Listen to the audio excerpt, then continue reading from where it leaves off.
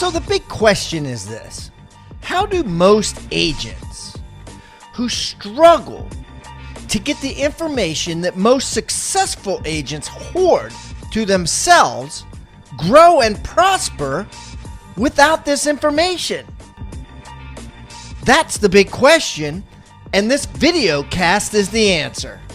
Welcome to Real Estate Rockstars. I'm your host, Pat Hyben. And now, for the review of the day. Hey, I got a graduate of the Retoot course, Retain and Recruit, Annabelle Figueredo, 5 stars. As a broker owner, I found this course to be an excellent view into what other brands are doing to recruit and retain their agents. It offered me some great tips and gave me a great foundation to start putting my own procedures together. That is a great review there. Retoot Secrets. If you want to check out Retoot Secrets, just go to futureofrealestatetraining.com and get in there and take the course in 7 days, and you only have to pay $7. You don't start paying the regular monthly fee unless it takes you longer than 7 days. And this course is about 4 hours, so you can do that if you want. That's Retoot Secrets, futureofrealestatetraining.com. Keep the comments coming, guys. I love them.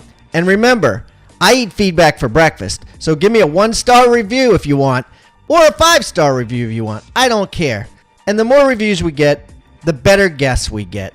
So please, subscribe first, and then leave us a review or wherever you're listening.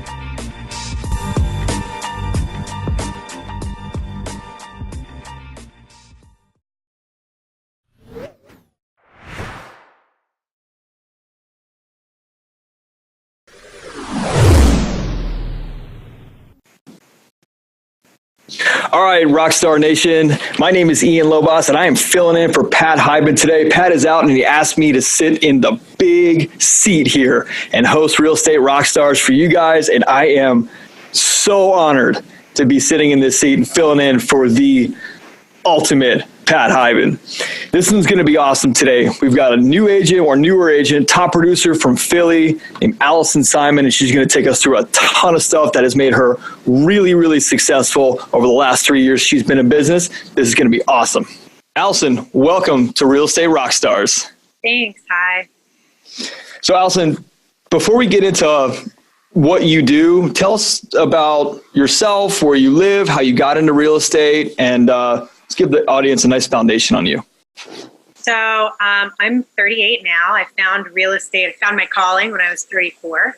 I had been in all sorts of customer-facing jobs, whether it was coaching even or teaching, but mostly sales. And I had been actually working in like, the nightclub world and bars and, serving. And one of my good friends said, you'd be really good at real estate. You'd be a great agent. And kind of put it to the side. But I bought and sold a couple homes, renovated, just sort of in my own spare time. Call myself a weekend warrior, but I hate to refer to HGTV now. And after I got my license, it was like I just hit the ground running because I knew so many people. I had such a good foundation. I'm from Philly, lived here my whole life. And at the same time I started in real estate, I was also planning my wedding. So they say if you're going to get something done, give it to a busy person, and that's actually pretty true. So that's sort of my background. That's where I came from. Love that. And then when you first started, what was that like for you? I mean, I started at Keller Williams, and the reason that I did Keller Williams was that I felt like the training was key, and they had Ignite, and Ignite is great. I now teach one of the sections of Ignite. That gave me a real foundation. It was like a crash course in 30 days of here's what you didn't learn getting your license. Here's what no one taught you. Here's how to show a house. Here's how to do an open house. Here's how to capture that lead. Here's how to follow up. And those things, while a lot of it seemed like, duh, all of us know this, it's common sense. Common sense is not so common, it turns out. And I found that if you just did the things that were scripted, that were proven, even if they didn't feel comfortable coming out of your mouth, they would eventually feel comfortable. You just kept following along with what they said. So that was sort of the beginning. Got my first deal was challenging. It was a FISBO I converted. And she was, for lack of better terms, a crazy cat lady. And FISBO, for sale by owner, for just in case somebody doesn't know that on this show. Yeah, she was a for sale by owner. How'd you get her? I was calling Zillow for sale by owners, Okay. and it just, the script I came up with worked. And I actually ran down a block to beat another agent there because she apparently had multiple agents coming at the same time. Yeah, it was pretty crazy. She was nuts, and I learned a lot through that transaction because I learned how we are often therapists and how to handle really sticky situations where maybe people aren't in their best situation and they really need to lean on us. So I learned a lot in that first transaction. Yeah, we might be the only people that someone talks to for a week at a time. Yeah. And we're kind of on call, like we'll just come to your house. Most of us will. We'll just come to your house and talk to you about potentially selling. You wouldn't do that now, would you? Run down a block to beat someone? Depends on right now. or just go at random. It depends. No, probably not, because my business is mostly referral based. I'm like 85% referral based. So that's sort of, no, I probably wouldn't do that now. I love that. So let's get down nitty gritty stuff. How many houses did you sell last year? I think I have 53 units. I have to double check that number, but I did get the number one units in our brokerage. So for solo agents. And you're at the Philly Market Center? I am at the South Philly Market Center. Yeah, we've got 320 something agents in our office. Okay. And are you, you're a single agent, but you've got leverage, yes? I do, absolutely. Okay. I have a transaction coordinator and I have an admin. Got it. And just explain, how did you set all that up? So do you follow the Red Book? I follow some of the Red Book, not all of it. I hear that from a lot of people. Red Book, Gary Keller's book, ironically, nothing to do with KW, just it's Gary Keller, obviously. And it's kind of like a real estate, like you got to read it. It's like a staple. Yeah. And it's a great model for how to build a certain type of business. Yes. And I find that people take a little bit here, a little bit there, and build whatever they'd like to build. Yes, I think that's pretty accurate. And when hiring a coach, and I do have a MAPS coach, which is the Keller Williams Mastery, I hired her specifically telling her that I don't follow the MREA model and I don't want you to shove me into that direction, and I want you to help me grow in the way that I want to grow without forcing the MREA model on me. It may be that I've come around to a little more of the MREA model since I've been producing more, which is what happened, but she didn't force it on me, and I really appreciate that. My coach is That's nice. Amazing. I wish my experience was a little different than my first coaching experience. It was all by the book, and it was most of us high D's. Are you a high D, high I?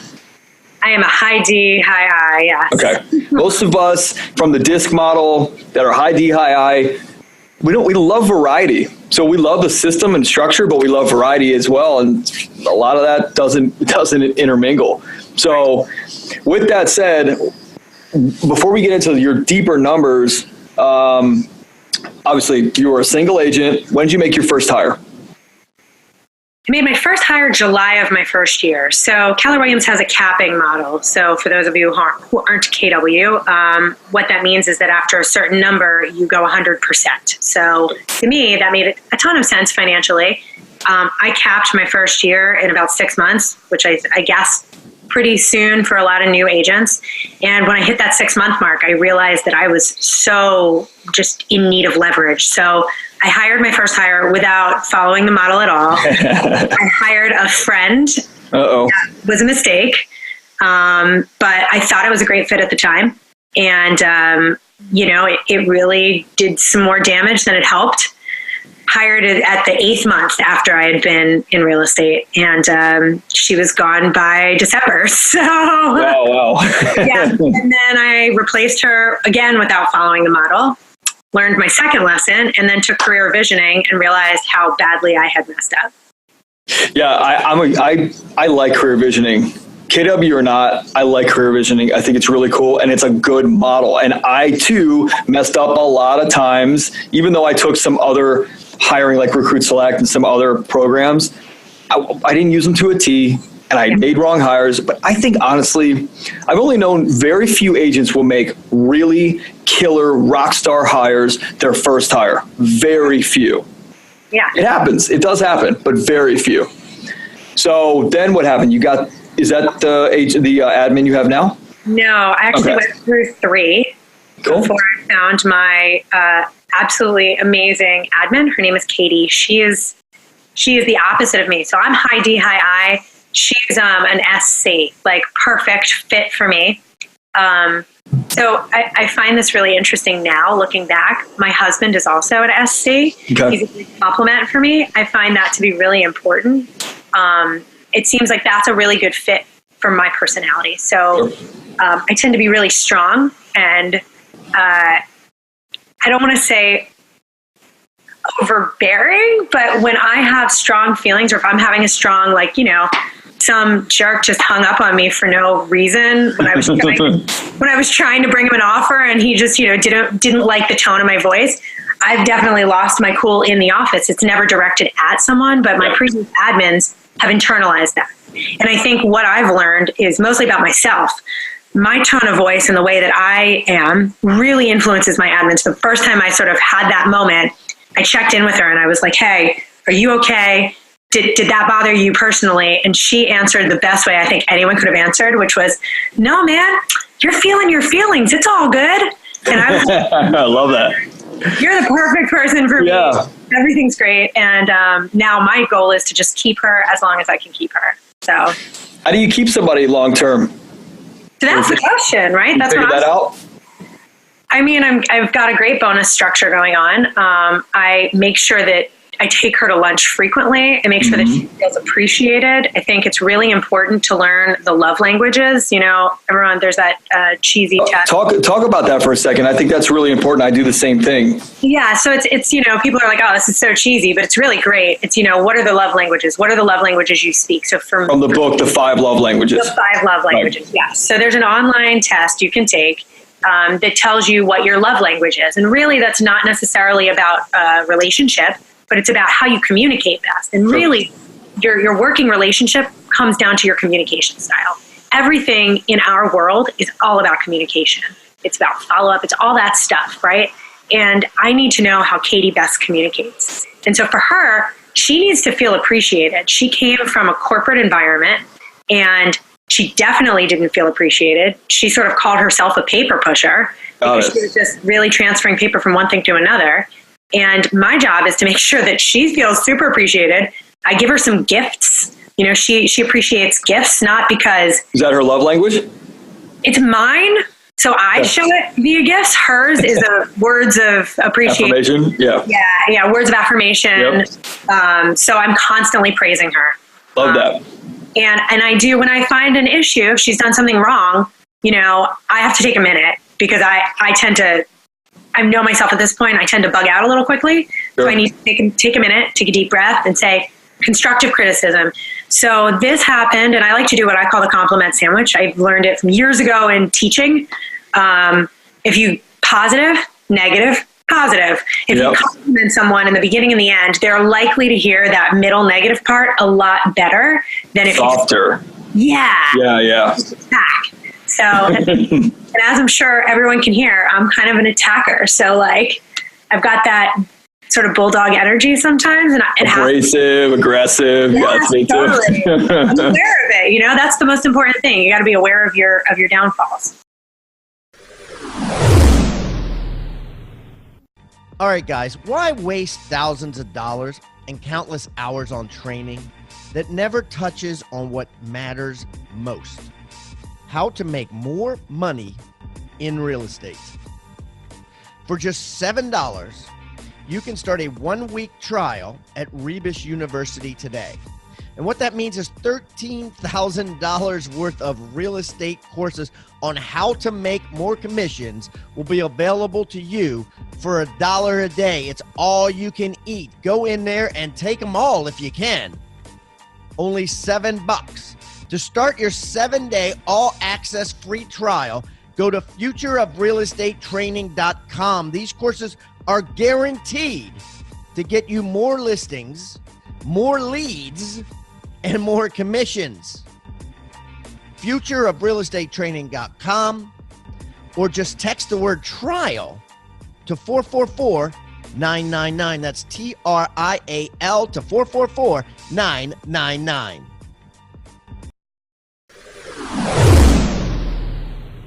So you can. I've made so many hires at this point that literally in the first interview, I'll tell someone all the things that are negative about me. Yeah. And if they call me back, then I'll take them into that second interview. And they're like, and then like my new admin, she's like our operations director. She said to me, well, were you trying to scare me off? And I said, I mean, I'm trying to, yeah. She goes, well, I mean, I just thought that all those things are pretty normal for someone that runs the company. And I said, you know what? You're right. They are. And there's things to learn. So I'm glad you brought that up. That's really cool. How much volume did you do last year? So last year I did 12.7 million. Nice. What's your average price point there? About 250. And then GCI wise? GCI wise, I actually have my spreadsheet up. I can tell you it was about give you an exact number. It was 330. Cool. That's awesome. And what did you do before this? Like you said, you mentioned you were a teacher and you were in corporate. And so when I say teacher, it's very loose. It was never teaching. I was teaching like Hebrew school after school. And I was coaching basketball, but mostly I was serving and just in the club and bar world. Okay. And then I spent, 6 years actually as the director of operations for a retail jewelry store. Nice. Well outside of the city. And I learned a lot. I learned how to run business doing that, but I did not love retail sales. What was the defining moment? What was that defining factor that you were like, all right, I can't keep going like this. I've got to get something that's more solid that has limitless upside. What was like, do you remember like one thing where you're like, enough, done, I'm out, real estate, let's roll? Well, it's going to be something that's specific to me. I was hit by a car while I was biking. Oh no. So I had a pretty tough recovery. I had a pretty severe concussion. And I realized, and being a server and being on my feet behind the bar or just on the floor, whatever I was doing, you can't do that if you're injured and that you don't have any kind of like thing to fall back on. You're a 1099 employee where I was. I was screwed. So at that point I was like, all right, let me listen to my one friend who said I'd be a great realtor and start to take the real estate courses. But I had such a bad concussion that it took me 6.5 months to get through the courses because I couldn't remember anything. Wow. It was like, it was grueling, to be very honest. It was grueling. And I've had a lot of tough stuff in my life and a lot of challenges to overcome. And so when I hit the ground running in real estate, I've been to rock bottom. I have nothing to lose. There's no reason for me to be holding myself back. KW's bold, calls it the drunk monkey, that thing that's on your shoulder, tells you can't do whatever it is you can't do. But in fact, you can. It's yourself telling you that. Yeah. That really hit strong with me because that's been a lot of my life. So I just sort of pushed all that out of my mind and moved forward. I love that. Now, what's your percentage listing to buyers? Because you're by yourself. You don't have another agent. It's just you, admin, and TC. So it's a little embarrassing. I think last year I was 85% buyers. Oof, so you have no life, no time. Zero life. So I'm working really hard on getting more listings this year. Actually, that's my goal. So my goal, I know my numbers. My goal is 75 units this year, 20 million, and it's 550 in GCI. So for me to get to that, my goal is to have 30 listings. I want to maintain. I actually really enjoy buyers. I feel like I could quote someone who used to be in our office, Sky Michaels, and say, "Hello, my name is Allison, and I enjoy buyers." Right. Because most people don't. Most people want to get them off their plate immediately. So that's sort of where I stand with that. Got it. What's your number one source for listing leads and buyer leads? Or just do listing leads first. So like, where are you going to be getting all your referral? Yeah, right now I'm referral based, and I finally hooked up with 2 different developers, and that's been a huge step for me.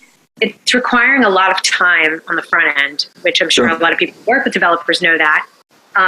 So I'm trying to sort of balance that out. And that's a how'd you find those developers as a newer agent? Referral. Nice. Okay. Yep. Someone who'd worked with me before said, my buddy's a developer in Jersey and he wants to break into the Philly market because for those of you who don't know New Jersey has extremely high taxes. So your holding costs, your carrying costs are extremely high. Whereas Philly overall is pretty low as far as carrying costs go, comparatively speaking. Yeah, relative, yeah. Yeah. So, he hooked me up with him. And I guess my friend who'd hooked him up with me had actually hooked him up with 4 different agents, and I was the only one who called him back. Wow. Yeah. Terrible. What does that teach you about agents? I know. And 2 of them are in my office, so I know them. Yikes. And then your buyer leads obviously are referral as well. Well, let's talk to the new agents that are listening to Real Estate Rockstars and they're like, how do I get my first piece of business? Yeah. Did you door knock that? No, you didn't door knock. You cold called that FSBO. I did cold call that FSBO. I have done some door knocking and that's effective if you feel comfortable. It's all about your presentation, right? Totally. So when you feel that desperation and that need, guess what? It bleeds off. I was listening to a comedian this morning, and she was talking about bombing her first audition because all they could feel was that broke desperation. Yep. Same thing with door knocking. Same thing with cold calling. If you have a smile on your face when you call, everything's good. So for the newer agents, one of the things I talk about when I teach new agents now is remembering to call your sphere. And people have all the excuses in the world about why they shouldn't call their sphere. Yeah. Oh, they see it on Facebook, they see it on Instagram. Well, I came up with a really good script when I was actually myself and my first productivity coach, Stacey Sanseverino, came up with this great script with me, which was, hey, I'm in class, I have to call these people, and I figured I'd call someone cool because I haven't talked to you in a while. Suddenly, everything's fine. And now it's okay to call your person. And by doing that, I got a couple leads and referrals from my sphere. And I think one of the biggest things I can say to a new agent, I have a mentee, and he happens to be the closer for the title company. And I love this story because it shows how badly I dropped the ball. So I had these people I've known since middle school. I ran into him. He had just had a baby. I ran into him while I was doing a showing in his building. They lived in a condo downtown. And I knew they just had a baby, and I did not follow up. And I didn't call him, and I didn't reach out. I didn't do anything. A couple months pass, and one of my good friends is telling me about this awesome client. They're under contract for over $1 million. I don't put it together, right? Then closing day, I'm cold. I walk out of my office as cool as can be in a Harry Potter sweatshirt, and I look to my right, and there is my middle school classmate. Oh, no. Standing with my friend at the closing. Turns out I missed out on both a listing and a buyer. And my mentee, who was the closer for the title company, I texted him, hey, is this person are you closing this right now? And he goes, yeah. I said, I want you to look at that commission check. I want you to look at it and see what it is. And then when you tell me you don't want to call your sphere, I want you to remember this because this commission should have been mine, but it wasn't. Damn. So, and that commission for the record was $27,500. Yeah. Talk about definitely don't want to miss that one again. In my Harry Potter sweatshirt, feeling really terrible at that point. I'll tell you what. How long have you been in business thus far? This is my 3rd year. 3rd year. Okay. Yeah. And then build wise, the buyer agent, the showing assistant, when's that coming? Do you have that goal for this year?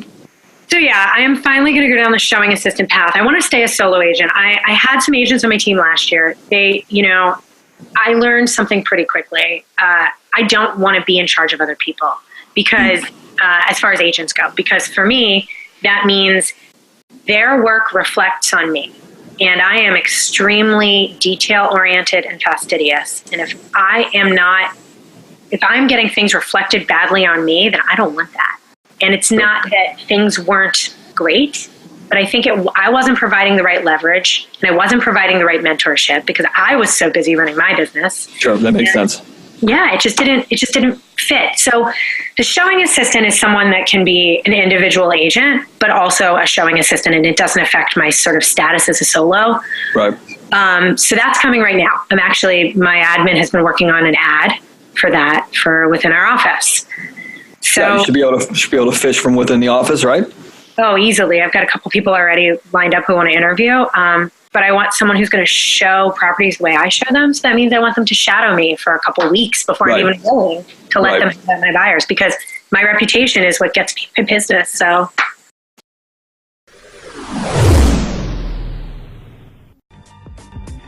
Plenty of people make a decent living selling real estate, but how many manage to make millions, to become a millionaire? Imagine how much more profitable your business would be if you had the chance to learn from someone who actually made their millions selling real estate. Rebus University instructors know what it takes to build a highly successful, highly lucrative real estate business because they've done exactly that. These self-made real estate millionaires spent years in the trenches, identifying exactly what works in today's markets. And that's exactly what they teach.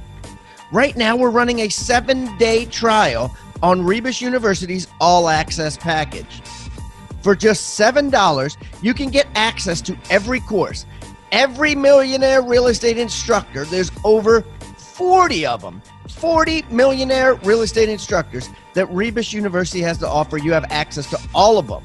To start your 7-day free trial for only $7, go to futureofrealestatetraining.com. That's futureofrealestatetraining.com, or text TRIAL, TRIAL, to 444-999. That's TRIAL to 444-999.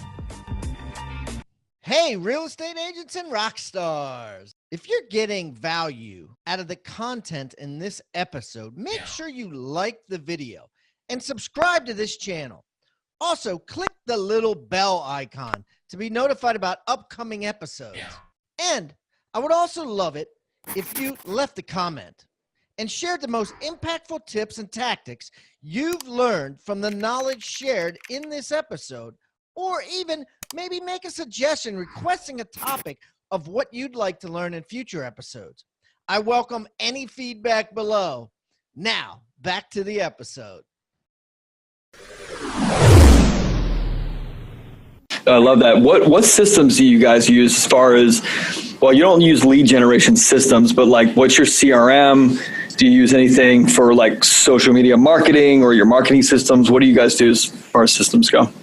So for my CRM right now, I'm using Contactually. Contactually has been great. It reminds me when I haven't been in touch with people. It tells me I'm a C right now. My rating is a C on a scale of A through F. Yep. I'm really not on top of that, but guess what? My admin is. And she has set up some great drip campaigns for that. So that's been really great. As far as my other marketing stuff, my admin's really on top of Facebook, Instagram.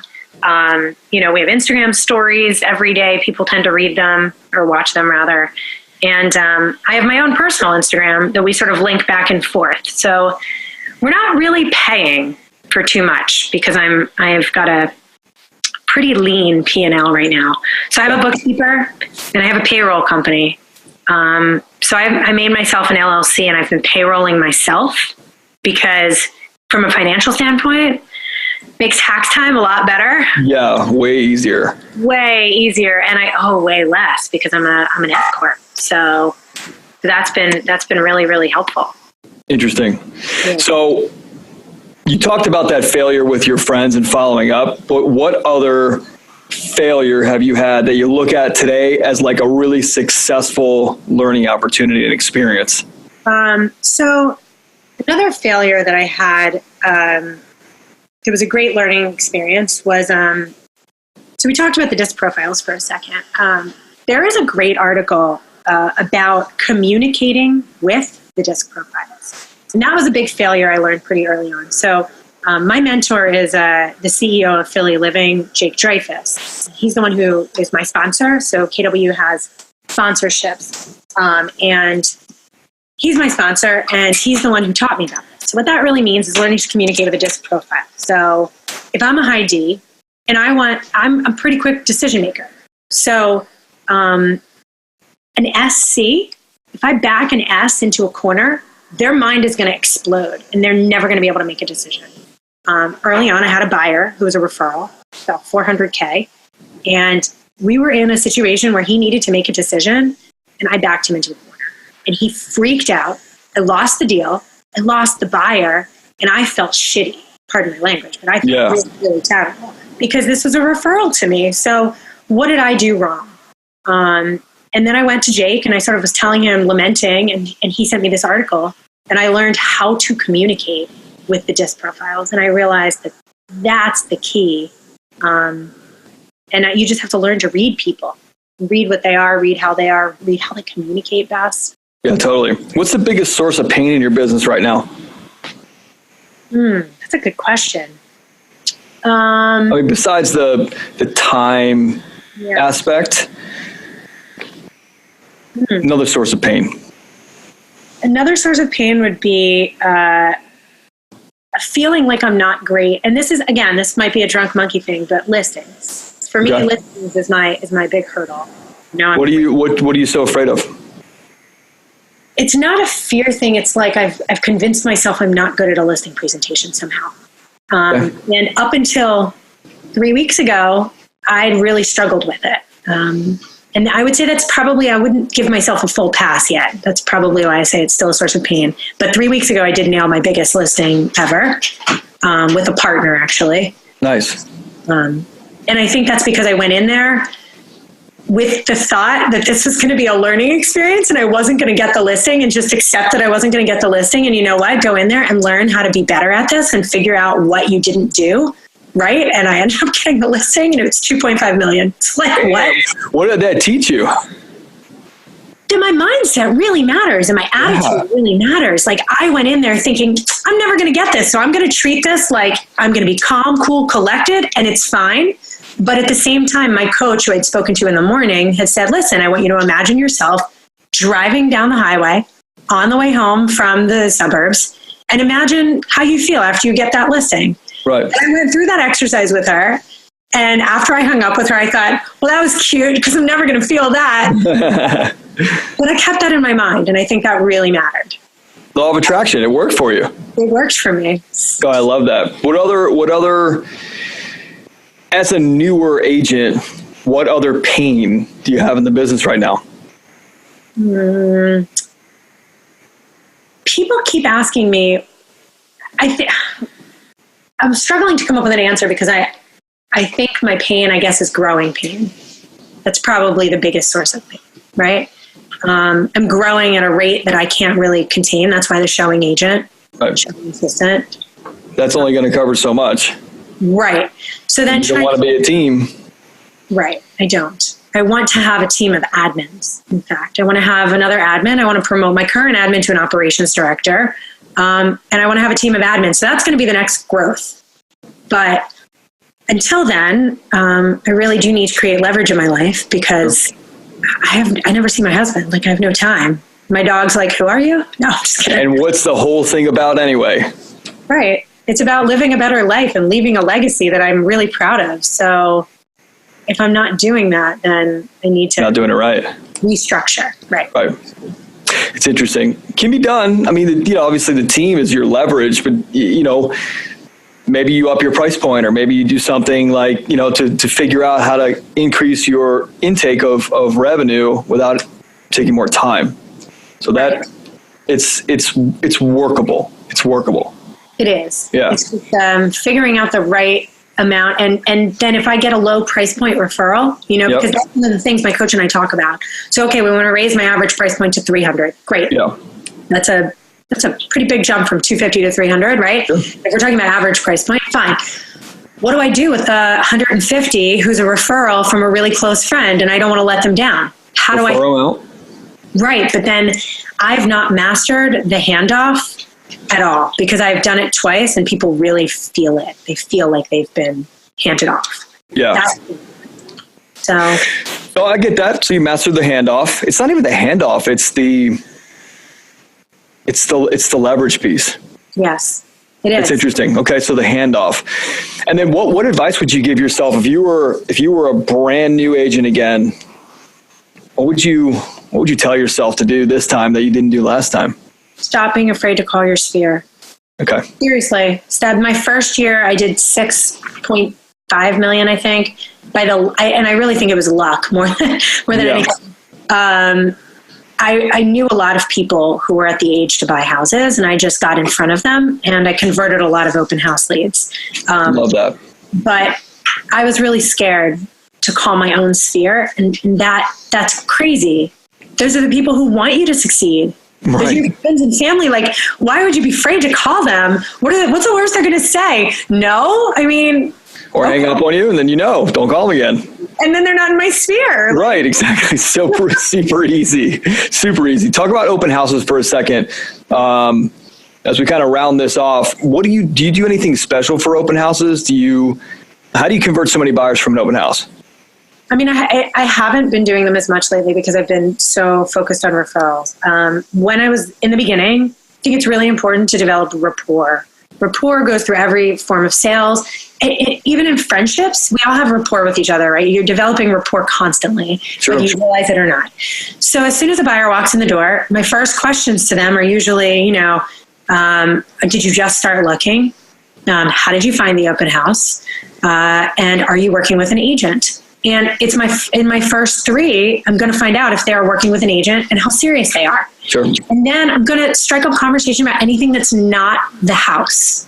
So I bonded with one guy over radiators because I find it to be one of the best heat sources. And he was an old dude. And he was like, man, me too. And like, we bonded and I got his listing, right? Because that's just the way it is. Or I bonded over nail color with a girl, right? You just find a way to bond with them, and you're not so much a salesy agent. You have to be their friend. I mean, we talked about in the very beginning that we're kind of therapists and we're spending time with people. Totally. The only people that show up for, on call for a week, basically, when we find them a house or whatever. You got to remember to be their friend throughout it, and then also to remind them that you're human and you need days off too. You got to remind people. This is true. You teach people how to treat you. Yes. No bold law. So this has been great. I mean, the time's flying by. What else do you want to leave the Rockstar Nation with? I mean, as an agent of 3 years, you're doing extremely well. You're building, you're learning things, you're growing yourself as well as your business. What else do you want to leave the people listening with? There's no magic answer. There's zero magic answers. People constantly ask me if they can take me to lunch and coffee and pick my brain, and they're trying to figure out how to do what I did, and I don't have a magic solution. There's no amazing thing I drank one day that made me a superpower. Right. I didn't become Spider-Man. I just followed what my productivity coach told me, and I didn't give up. And when things got hard, I took time out for myself. I did not allow myself to burn out. Sure. And that desperation that we feel in the beginning, it's really important to not give in to that and to just sort of take a deep breath. And maybe that's meditating, and maybe that's working out, or whatever it is for different people. That's sort of that would be the thing I'd leave people with. Just keep focusing. I love that. Stay focused. Keep building yourself. Take time for yourself. Yes. Love it. Stay on it. Take time for yourself. But always be closing. Yeah. So obviously, Real Estate Rockstars, we always ask that our guests give Rockstar Nation a free gift of some kind. What can you offer Rockstar Nation that has helped you, that could help them as well? So I have a buyer intake form that when I've taught new agent buyer classes, everybody seems to want it. So I uploaded that for you. Awesome. That's just, really helped me walk people through that first intake. And I can also provide you with a flow chart. I made a flow chart. People learn visually pretty well of what to expect in a transaction. And that is extremely beneficial for first-time home buyers. So that is something I can leave you with for sure. Love it. That is awesome. Well, Alison Simon, Alison with 1L. Where can people find you? Social media, I'm sure. Social media, I'm Simon Sells Philly, or my personal one is Always Late 81. I am always late. I do tell people this up front. I run about 7 minutes late. You got to tell people. And on Facebook, I'm facebook.com/Simon Sells Philly.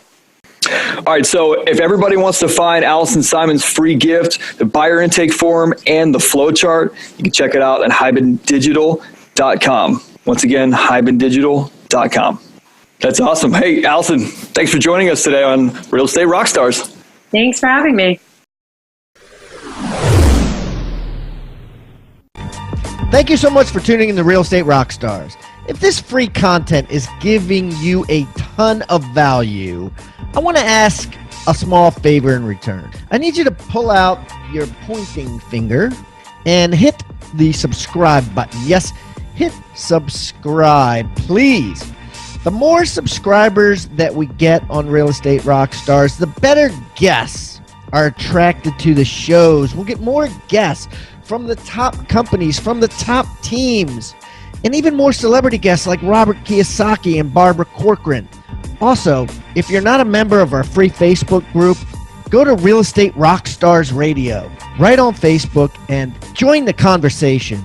I'm on there myself on FaceTime Lives, and we have a lot of communications and questions about the show, and I'd love to see you there. And it's free. People ask me all the time, where am I on social media? I'm real easy to find. Just type in my name. My IG is I am Pat Hyben. It is blowing up on Instagram, adding tons of subscribers, and I'm on there probably twice a day. So definitely follow me on Instagram, as well as everywhere else. Thanks again for listening, and keep rocking.